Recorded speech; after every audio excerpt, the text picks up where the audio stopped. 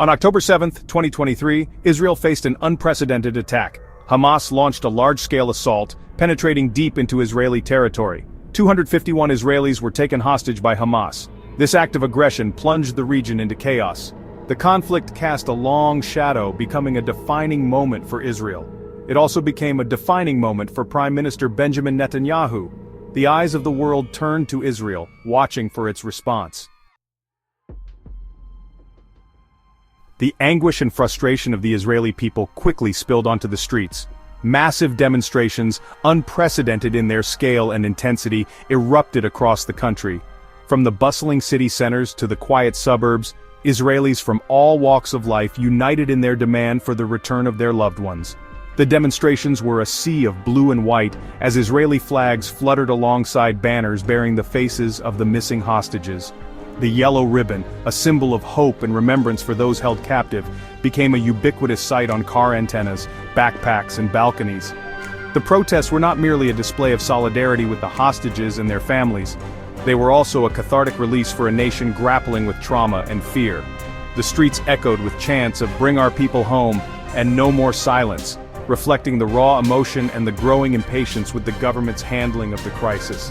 The demonstrations were not limited to mass rallies.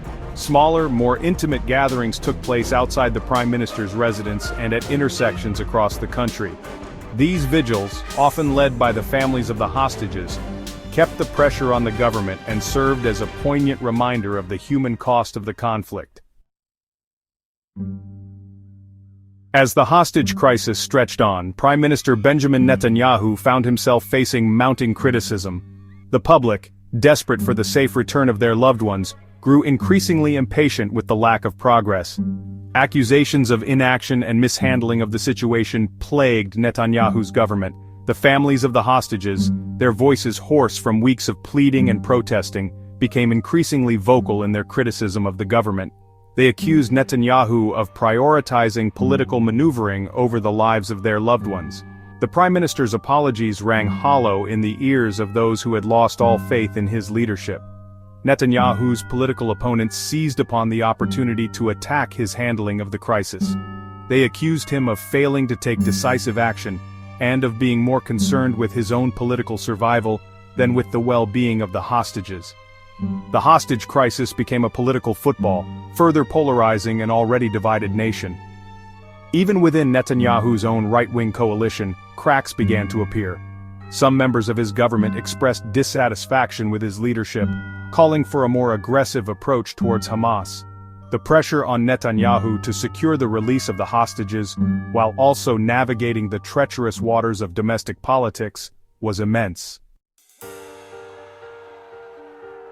In the shadow of the hostage crisis, a desperate search for a peaceful resolution began. Egyptian mediators, along with representatives from the United States and Qatar, shuttled between Jerusalem and Gaza, attempting to broker a ceasefire and secure the release of the hostages. The negotiations were fraught with tension and mistrust. Hamas, designated as a terrorist organization by Israel, the United States, and the European Union, demanded the release of Palestinian prisoners held in Israeli jails as a condition for any deal. Israel, still reeling from the trauma of the October 7th attack, was hesitant to negotiate with a group it considered an existential threat. Despite the deep mistrust and animosity, both sides recognized the need for a solution. The human cost of the conflict, already staggering, continued to rise with each passing day. The international community, alarmed by the spiraling violence, urged both sides to show restraint and engage in good faith negotiations. The negotiations were agonizingly slow, marked by setbacks and breakthroughs. Each side accused the other of intransigence and bad faith. The families of the hostages, their hopes raised and dashed with each passing rumor, endured an agonizing wait for news of their loved ones. Section 5. The world reacts, international pressure and condemnation. The hostage crisis in Israel sent shockwaves across the international community. Governments and international organizations condemned the taking of hostages and called for their immediate and unconditional release. The crisis became a focal point of global diplomacy, with world leaders urging both sides to exercise restraint and seek a peaceful resolution. The United States, a staunch ally of Israel, expressed its unwavering support for the Jewish state, while also urging Netanyahu to prioritize the safe return of the hostages. The European Union, while condemning Hamas's actions, also voiced concerns about the humanitarian situation in Gaza and called for a ceasefire. The hostage crisis also exposed the complexities of the Israeli-Palestinian conflict on the world stage. Countries sympathetic to the Palestinian cause criticized Israel's blockade of Gaza and its military operations in the territory.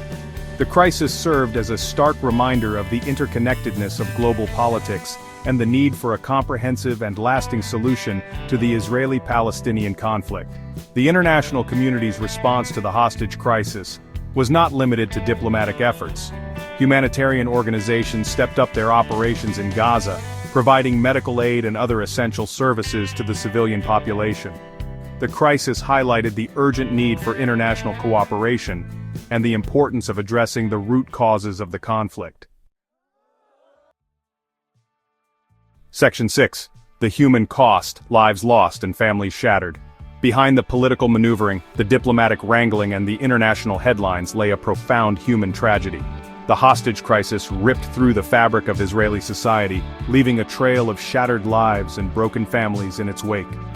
For the families of the hostages, each day was an excruciating exercise in patience and despair. They clung to hope, drawing strength from each other and from the outpouring of support from around the world. They organized vigils, marches, and media campaigns, determined to keep the plight of their loved ones in the public eye. The return of the bodies of 6 hostages in late 2024 dealt a devastating blow to the families and to the nation. Funerals were held, each one a gut-wrenching reminder of the human cost of the conflict. The images of grieving families, their faces etched with pain and loss, served as a stark reminder of the conflict's devastating toll. The trauma of the hostage crisis extended far beyond the families directly affected. The entire nation bore witness to their suffering, sharing their grief and their anger. The crisis left an indelible mark on the Israeli psyche, a collective trauma that will likely take years, if not generations, to heal. Section 7. The Prisoner's Shadow. A history of captivity and exchange. Hostages and prisoners have long been used as bargaining chips in the Israeli-Palestinian conflict. The 2011 Gilad Shalit exchange, where Israel released over 1,000 Palestinian prisoners for one Israeli soldier, is a notable example. This exchange sparked debate about the price of freedom and its impact on future violence. The current crisis involving children and elderly hostages has shocked the public and drawn international condemnation. Section 8. Beyond the battlefield. The long road to reconciliation. The hostage crisis in Israel serves as a stark reminder of the deep divisions and the seemingly intractable nature of the Israeli-Palestinian conflict. While the immediate focus remains on securing the release of the hostages and achieving a ceasefire, the path to a lasting peace remains elusive. True reconciliation, one that addresses the root causes of the conflict and provides for a just and sustainable future for both Israelis and Palestinians, requires a fundamental shift in mindset. It demands empathy, understanding, and a willingness to compromise from all sides. The path to peace is paved with difficult conversations, painful compromises, and a shared commitment to building a future free from violence and oppression. It requires addressing the core issues of the conflict, including the status of Jerusalem, the right of return for Palestinian refugees, and the issue of settlements.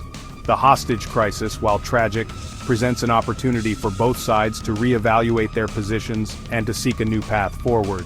It is a moment for introspection, for dialogue, and for a renewed commitment to finding a peaceful solution that guarantees the dignity and security of both Israelis and Palestinians. Section 9. A nation divided, a future uncertain, the enduring legacy of conflict. As the hostage crisis unfolds, Israel finds itself at a crossroads. The nation grapples with the trauma of the past and the uncertainty of the future. The protests, the political infighting, and the diplomatic efforts all reflect a nation struggling to come to terms with its demons. The hostage crisis has exposed the raw nerves of Israeli society, revealing deep fissures. The debate over how to respond to Hamas, how to balance security concerns with humanitarian imperatives, and how to achieve a lasting peace reflects the complexities of a conflict that has defied resolution for generations. The outcome of the hostage crisis will likely not provide a definitive answer to the larger questions that plague the region. The Israeli-Palestinian conflict, with its deep historical roots, will continue to cast a long shadow over the Middle East.